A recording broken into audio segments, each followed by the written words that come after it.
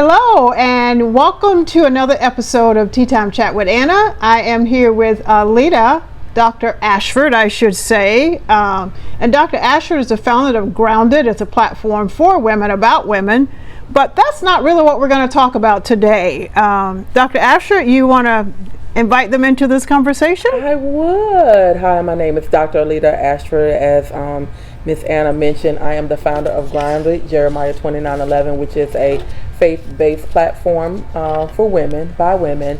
And what I really want to talk about today is a topic that is affecting a lot of women, that women often suffer in silence about, or maybe don't want to talk about it so much in public forum like this. But I would like to talk about my battle with infertility. Wonderful. What an awesome topic to bring to the table this morning. And I have to say, you're absolutely correct. There's a lot of things as a woman that we suffer in silence over, and this is definitely one of those topics that typically don't get talked about. So I want to thank you in advance for sharing in this journey. So Dr. Ashford had a 7-year battle with the inability to conceive. Right. And after 7 years, she's been blessed with a son who is now... He is 16 years old. And how tall? 6'4". 6'4". Thriving. So you want to talk to us about that journey? What was that like for you? I do. I want to start out by saying to the young women listening to this, platform, just make sure that you go to the doctor, get your checkups, when you become of age, or particularly if you start to find yourself being sexually active and things like that. It's very important when you're a young person. You don't often think about, things that could affect you later in life, like infertility, but definitely take care of your bodies and definitely get your regular checkups. The next thing that I would say is that I did have a couple of pregnancies, some miscarriages. I had what you call an ectopic pregnancy, where the start of my infertility started with me having to lose a tube due to an ectopic pregnancy, which is, if people don't know, that's when you conceive with the egg being in your fallopian tube. Wow. And my tube actually ruptured. I didn't really know that I was even pregnant, and that was the beginning of it. Wow. And, so it was a number of years where there was nothing, and having lost the tube, I also was suffering from endometriosis, which is a disease that affects the lining of the uterus. Okay. And that also caused a lot of problems. And I was told by doctors that 20% at best, that I wouldn't be likely to get pregnant the normal way. Wow. So what was your response to all of this after losing a tube and having a doctor give you such news? Well, I want to be honest in saying that I was a Christian, and I was in a church, and my response was, you have people in the church that'll say, hey, well, God can fix it, and so I want to talk a little bit about some of the things that people would say and what my response was. So my response in the beginning was that I was a Christian and I believed in God, and I just thought, like, okay, well, this is something that I'm going through, that I know that eventually I'll get pregnant. I have before, I'll get pregnant, but over time I started to notice that it just wasn't happening. And I would say during that 7-year journey, probably around year 3 or 4, that's when the depression and the anxiety and the fear of it not happening really started to take a toll on me. Okay. It's interesting as we talk about the inability to conceive and some of the things that people would actually say to you, things like God can fix it, and why don't you just adopt? Why don't you just adopt? And so some of those things, in grief recovery, we call those things myths in some cases, and we also call them things that people say that are not helpful. Yeah. Although they may be true, they're typically not helpful for those who are trying to conceive, or those who are in a state of depression or anxiety. Sometimes it's just better to say nothing and to sit with a person who is grieving over the fact that they are unable to conceive at that time. And so while most people mean well, it really does not help the person on the other end of that conversation. Absolutely not. Another thing that I noticed that people in my friend circle started doing, they started making assumptions that maybe I wouldn't be comfortable coming to a baby shower, or maybe I wouldn't, and those types of things made me feel even more excluded and made me feel even more bad about not being able to do something that to most women seems so basic to do, but like I would definitely say that is not a good approach to take, because it's like penalizing a woman because they can't. So you're assuming that she doesn't want to be involved in the festivities or the celebrations of someone else's happiness, and that was extremely hurtful.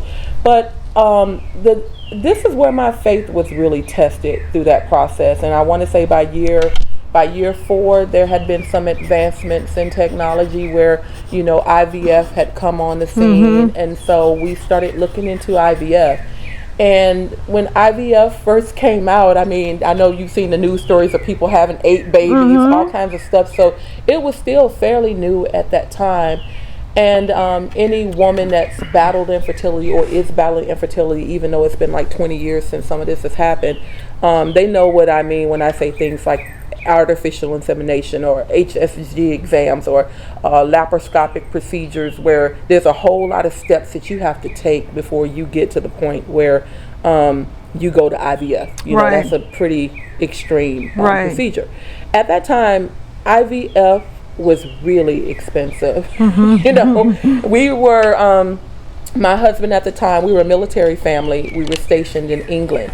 And some of this originated from there, and it was really costly, like in the 20s and 30s of thousands of dollars. And we were simply at that time not a family who could afford it. So needless to say, my faith was pretty shaken, realizing that it was like, was this ever going to be something that we would ever be able to do? And so as you look at this journey of really wanting a baby and grieving over the fact that it just was not happening in your time. And so often things do not happen in our time. They're absolutely on a different timetable. So what happened? What transpired beyond the whole excitement of IVF and the cost of just? Well, I want to talk about the timetable. Okay. I want to talk about the timetable. Absolutely. And it's interesting that you share that, because I want to say that that's exactly what a woman told me. There was a woman in England that was in my church at the time that she had given me scriptures about Hannah in the temple.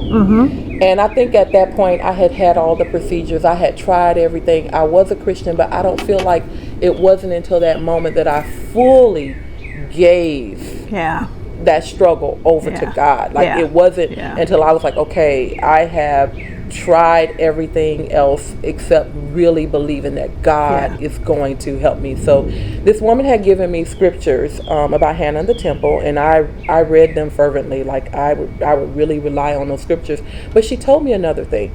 She told me that God had given her a vision of me finding out that I was going to be pregnant on Valentine's Day. Oh, wow. And she said, but God has no sense of time. And she said, so it might not be the next year or the next year. She said, and she told me this whole story about how God had showed her in a dream that I was in an office, and that this office had red balloons everywhere and hearts everywhere. And that's how she knew it was Valentine's Day. And I totally disregarded what she said, because I thought, I'm working in a building with a bunch of people. I don't even have my own office. Like, what is this lady talking about? I don't have an office. Like, she's saying like balloons everywhere all over the place, Valentine's Day. I just kind of dismissed that part, but I held on to the scriptures. I held on to the scriptures. And I want to say that fast forward about 6 years into the battle, I had moved from overseas. I had moved to a base in South Carolina, and I had taken over a job in a chapel. I had started working in a church. And by this time, I had gotten to the point where I was celebrating other women. I was taking my role as auntie and godmom very seriously. And, I was thriving, and I was working in this chapel. And the woman that I was replacing was pregnant. And she began to tell me her story about how there was a military program up at Walter Reed up in DC that for a fraction of the cost they were taking on military families. Wow. And so we applied for this program and we got accepted. Wow. So as opposed to the high cost of $20,000 of $30,000 and everything, Yeah. it was like $2,000 Wow. to get into Wow. this program, which Yeah. is something that we could afford. So that was the first time that I really felt like, okay, I feel like God is doing something here, because what are the odds of me getting this job replacing a woman who is pregnant, who Yeah. struggled with infertility, a little older than me, in fact, because at that point I was in my late 30s and really afraid that time was running out. Yeah. So I see this woman and I feel like God used her for that purpose. So Yes. she was on her way out because she had gone up to Yes. Walter Reed and got her baby. Yes, You know? amazing. So yeah, so we applied Amazing. and we got accepted. Amazing. That's an amazing story. Yeah, he places everything we need in our path. I want to digress just a little bit here. When you were being excluded from things like baby showers and everything related to newborn babies, what are some of the things could people have said to you that would have been more helpful than what they did say to you? So for those who listening who may encounter this, they can kind of think about what's the right thing to say to someone who's in the position that you were in at that time. I think that if you don't know what to say, then sometimes just saying nothing is probably the best thing. The next thing that I would say is just if you can't say anything else, just say that I'll be praying for you. I'll be praying for you. You know, that I'm really hopeful for you. But to make other recommendations like, you know, why can't you just adopt? There's millions of children out there that need homes and things like that. I think those types of things they're not helpful. They're not helpful. I would just say that. Yeah, they're not helpful, and they trigger other grief emotions in us when we hear things that may be true, but they're not helpful. And I think also as we talk about this topic of you know, your struggle with conceiving, I would also like to add that most of us are not educated in a way that we understand that there is more than 40 life events that trigger grief-like emotions, and this is absolutely one of those grieving experiences that sometimes goes unrecognized as grief. But certainly not being able to conceive when you desperately want a child triggers those same emotions as grief due to death and divorce. And so, and all that grief is just unique to each individual person, and your situation would be no different. So, so I am happy to have you here. By the way, for those who are listening today, please like and subscribe to Tea Time Chat with Anna. And by all means, go to Grounded Jeremiah 29:11. That platform is located on Facebook and Instagram. So like and follow both. And she's also on YouTube as well. So I invite you to like and follow both. And so what transpired after that 6-year wait? You were finally able to get into Walter Reed, is that correct? Walter Reed, with a fraction of the cost of $2,000. So I can remember at that time, like I mentioned earlier in that journey, I didn't have the faith that I had by this time, and I'm working in this church, and so we get the call to go to Walter Reed, but then all the negativity came in. And what I mean by that is people started saying that, well, nobody gets it on the first try. You know, we've heard a lot of these infertility stories. You know, they only want to take your money. You know, the negativity and things that you didn't need to really hear. And I can remember, like, a few months prior to going up there was an altar call at my church. And it was the first time as a Christian I ever went up to the altar and, you know, didn't care about what anybody else thought. And I really went up to that altar and I allowed our pastor to pray over me. Shortly after, we get up to Walter Reed and they, you know, take us through this rigorous process. You know, we had to literally live in D.C. for like a week for this to take place. We went through a cycle with a lot of couples who said that this was their fourth time. That some people had gone to civilian doctors and mortgaged homes and did all kinds of things to get to this point. Well, we get there and it's our turn, and our doctor implants 2 eggs at that time, and then he says, "Oh, you guys are lucky. you're going to find out on Valentine's Day. Oh. And I remember thinking like, and they took a picture, and that's why I bought this photo. So I don't know if anybody will be able to see this photo. But if you look at the date, it takes 10 days to find out, and the date of this photo is 2/4/05. Wow. So the woman in my church had, told me that prophecy like it had been years. Yeah. It had been years. Yeah.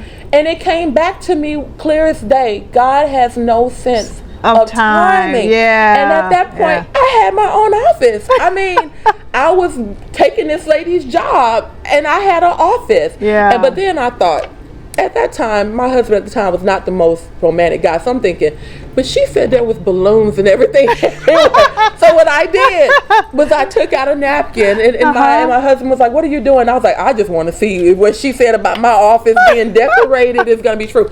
So I wrote all these things down secretly on a napkin. I put it in an envelope, and I told my husband, "We're going to open this up on Valentine's Day." Yeah. So the doctor told us that we needed to take a pregnancy test on Valentine's Day. Wow. So I was like, "Okay, Lord, this is what this woman told me 6 years ago. I have an office. It's Valentine's Day. This has got to be it." True enough, we get up, we go to our jobs that day, and we take a pregnancy. I get up that day, and I go to work, and I walk into my office, and they had allowed my husband to come in. There was pink and white balloons all around the ceiling. There was big heart balloons everywhere. Not the red like she said, but what she said was that's how she knew it was Valentine's Day. And I knew that day. I knew.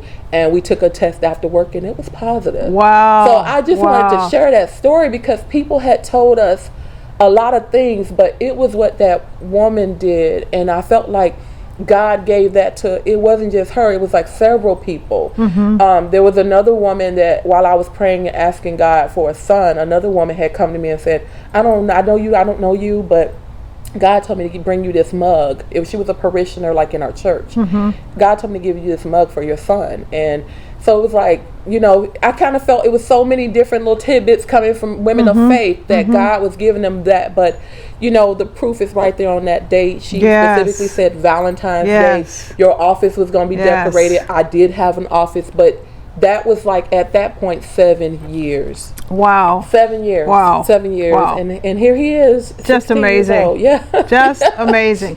What a fascinating journey that God took you on to get you to the point. And our faith walk is it's a walk of faith, but it's a journey. Yeah. And so we grow daily. Yes. In Him. And so sometimes it doesn't look like what we think, but God timing is always perfect. The thing that I would tell any woman in that same situation was that I was afraid at some parts of that journey to believe, because it was almost like to allow yourself to give into the faith and the hope and believe. It's like if it doesn't work, then you don't know how you'll stand. So it's like you're always on this, one side or the other, like, okay, well, I don't need it. I'll just go on with my career, my other things, and a lot of times I think that's why I was able to accomplish so much that I did, because I just tried to stay focused and not focus on this one aspect of my life. And, so it's like, okay, well, while I'm waiting on this, I'm going to go to school. I'm going to, Yeah, so waiting really does not mean we do nothing. That's right. Waiting actually means we continue to live life and allow God to do what God does, because we really have no control. We have zero control. The only thing we have control over is how we respond to what's happening in our life. So waiting means continue to move while we wait on whatever it is that God has for us. And what He has for us, it's absolutely for us. And knowing that even if it doesn't happen to the outcome that we're hoping for, that you're going to be okay. Yeah, you're going to be okay. You're going to be okay. You're going to be okay. I had to come to, but I just was just so thankful towards that last portion of those subtle indicators, like that God had, maybe He knew that I was struggling in my faith, because He sent these women to give me these, very visual indications that was the time. Yeah. That was the time. So. Yeah. Awesome. Well, look, I'll repeat this again, because what I want the audience to take away also is that grief involves so much more than just death and divorce. So as Dr. Ashford just shared with us, she really struggled with conceiving for 7 years. And through those 7 years, her faith was tested. Yeah. Her faith was tested. And what she has grown to realize, and what we all know, that God has no respect of time. What he has for us is for us. And he will send signs and wonders to let us know that he is with us always, always. So I really appreciate Dr. Ashford sharing such a personal story this morning with us here at the table, Tea Time Chat with Anna. Again, please like and subscribe so that you don't miss any episodes that are to come. And Dr. Ashford, before we close out our chat, is there anything else that you would like to add?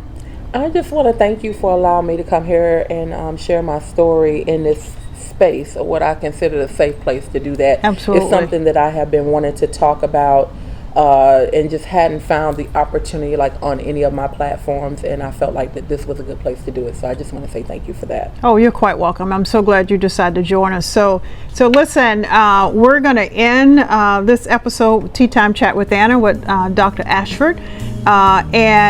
Look, like and subscribe, and let's keep talking. We'll chat with you later now. Bye-bye.